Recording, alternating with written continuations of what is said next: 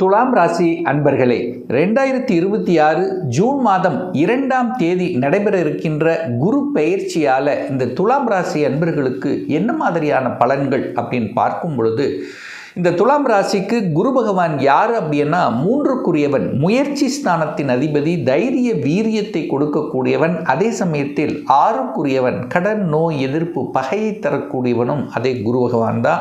அந்த குரு பகவான் உங்கள் ராசிக்கு 10ஆம் இடம் என்று சொல்லக்கூடிய தொழில் ஸ்தானத்தில் போய் அமர்ந்து கொண்டு உச்ச பலத்தோட வலிமையாக இருந்து பலனை கொடுக்க போகிறார். அந்த குரு பகவான் தான் இருக்கக்கூடிய இடத்தை விட பார்க்கக்கூடிய இடங்களில் புனிதப்படுத்துவார்.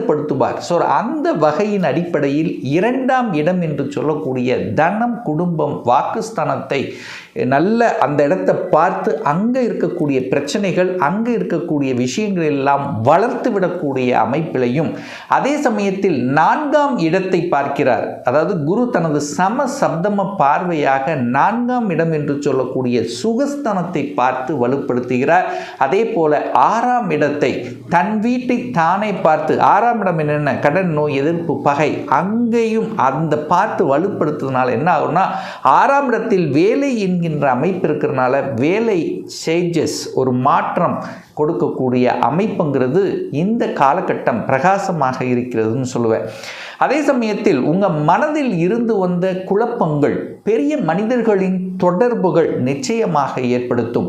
பொருளாதார ரீதியில் இருந்து வந்த சங்கடங்களை நீக்கக்கூடிய, அந்த சங்கடங்கள் எத்தனையும் விளக்கக்கூடிய ஒரு நல்ல குரு பயிற்சியாகவே இந்த துலாம் ராசி என்பவர்களுக்கு அமையிருக்கிறது.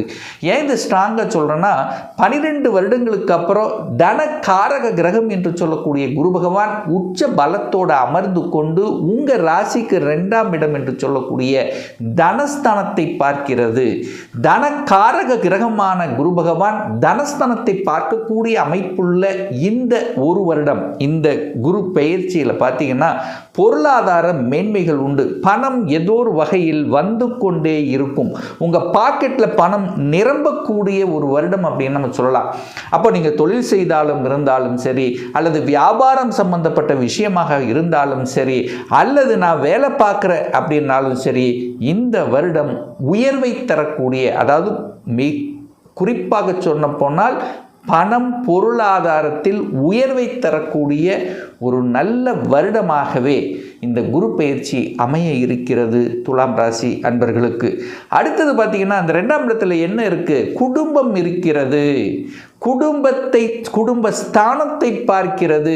ஒரு சுப கிரகம் இருக்கக்கூடிய 9 கிரகங்களில் அதிக சுபத்தன்மை வாய்ந்த அந்த குரு பகவான் வலிமை பெற்று அந்த குடும்பஸ்தானத்தை பார்க்கறதுனால குடும்பத்தில் ஒரு உறுப்பினரை இணைக்கக்கூடிய, குடும்பத்தில் ஒரு எண்ணிக்கை, அதாவது ஒன்று நீங்கள் திருமணம் நடக்கலாம், திருமணமாகி ஒரு வரன் பார்த்து ஒரு குடும்பத்தில் ஒருத்தரை, அதாவது கணவன் மனைவி, அல்லது ஆணாக இருந்தால் பெண்ணாக இருந்தால் ஏதோ ஒரு இணைப்பு என்கின்ற அமைப்பு கண்டிப்பாக உண்டு. இதில் மாற்று கருத்து என்பது இல்லை.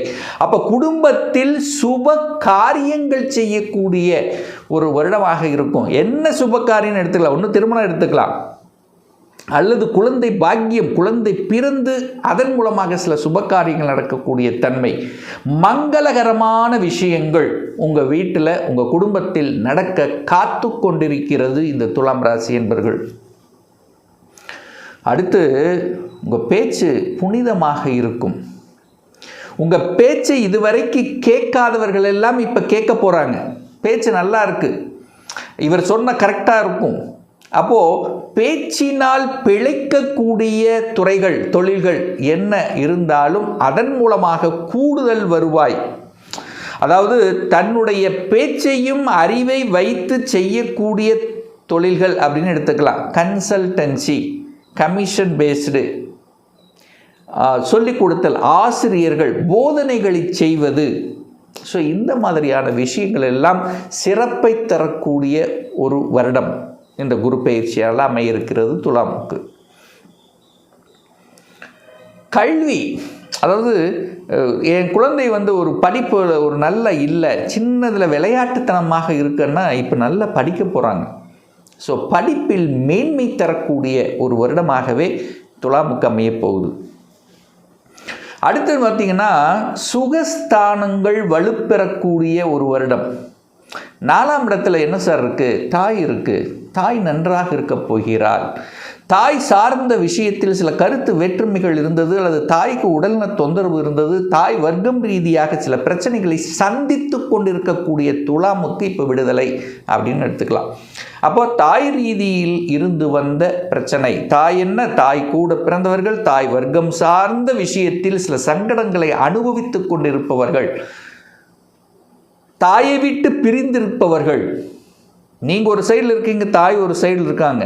ஸோ இந்த மாதிரி இருக்கின்றவர்கள் எல்லாம் ஒன்று கூடக்கூடிய ஒரு நல்ல வருடமாகவே இந்த துலாமுக்கு அமைய இருக்கு.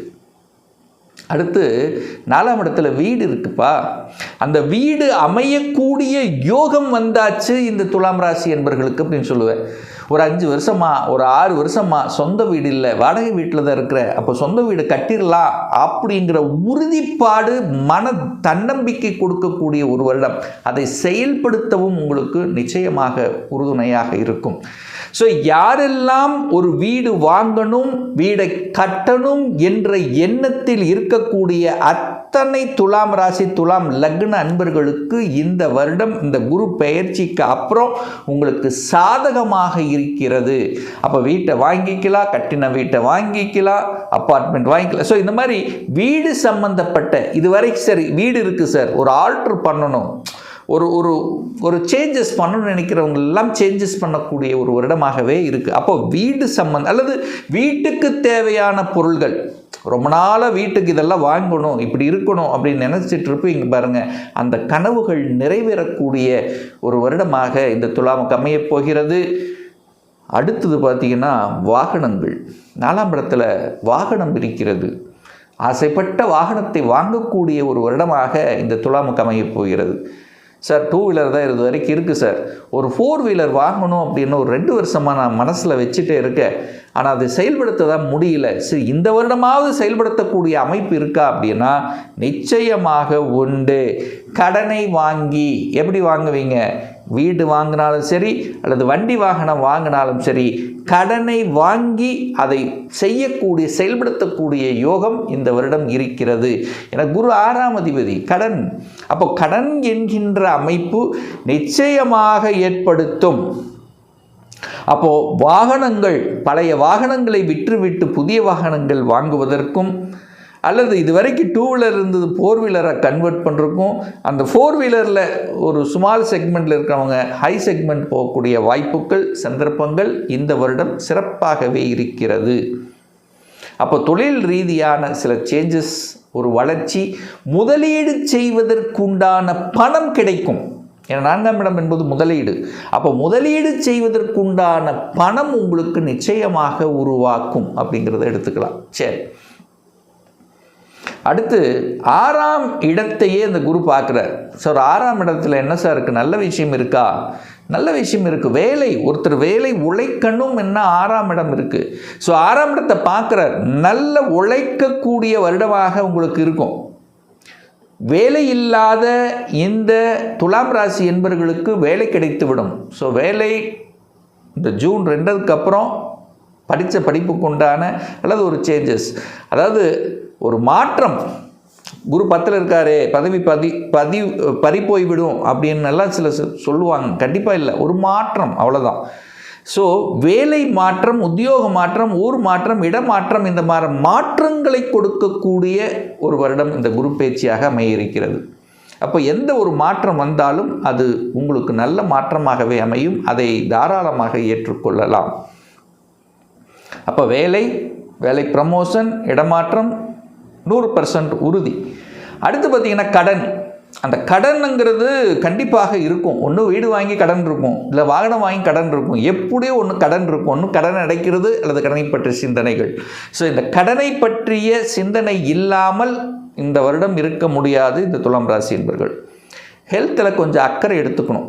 கண்டிப்பாக அக்கறை என்பது ரொம்ப ரொம்ப அவசியம்.